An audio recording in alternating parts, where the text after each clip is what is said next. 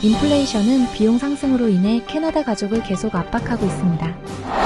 병원의 긴 대기 시간과 부족으로 인해 시스템이 악화되고 있습니다. 캐나다 이민 정책에 대한 논쟁이 뜨거워지고 있습니다.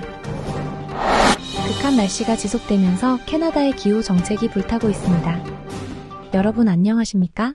9월 4일 첫 소식입니다. 2024년이 진행됨에 따라 생활비는 많은 캐나다인에게 여전히 중요한 문제로 남아 있습니다.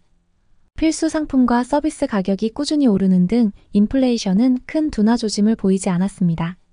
특히 주택 비용은 많은 도시 지역에서 사상 최고치를 기록했으며 이로 인해 가족이 저렴한 생활 방식을 확보하는 것이 점점 더 어려워지고 있습니다.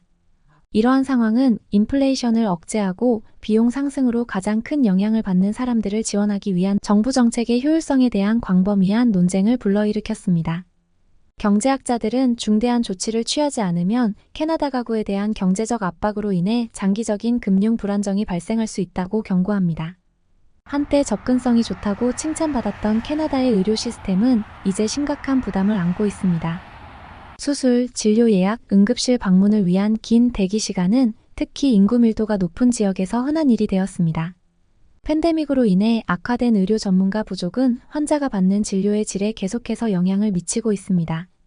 농촌 지역에서는 상황이 더욱 심각해 일부 지역사회에서는 중요한 의료 서비스를 몇 달 동안 기다려야 하는 경우도 있습니다. 인력 부족 문제를 해결하기 위한 자금 증가, 더 나은 자원 할당과 혁신적인 솔루션에 대한 요구로 인해 의료 개혁에 대한 요구가 점점 더 커지고 있습니다. 캐나다가 이민자의 주요 목적지로 계속 떠오르면서 이민 정책에 대한 논쟁이 심화되고 있습니다.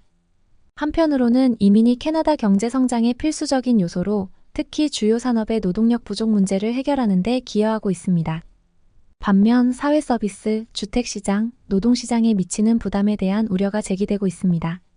비평가들은 현재 이민 속도가 지속 가능하지 않으며 일자리와 자원에 대한 경쟁이 심화될 수 있다고 주장합니다. 정부는 새로운 이민자를 환영하면서도 기존 시민들이 피해를 입지 않도록 균형을 맞춰야 하는 압박을 받고 있습니다.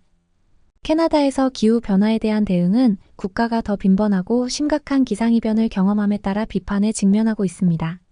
서부의 산불부터 동부의 홍수까지 기후 변화의 영향이 전국적으로 느껴지고 있습니다. 환경단체들은 현재의 정책으로는 급격하게 변화하는 기후로 인해 발생하는 문제를 해결하기에는 불충분하다고 주장하며 보다 강력한 조치를 요구하고 있습니다. 탄소 배출을 줄이려는 정부의 노력에 의문이 제기되었으며 반대자들은 캐나다가 여전히 화석 연료에 크게 의존하고 있다는 점을 지적했습니다. 논쟁이 계속되면서 중대한 변화가 없다면 캐나다는 더욱 파괴적인 환경적 결과에 직면할 수 있다는 우려가 커지고 있습니다.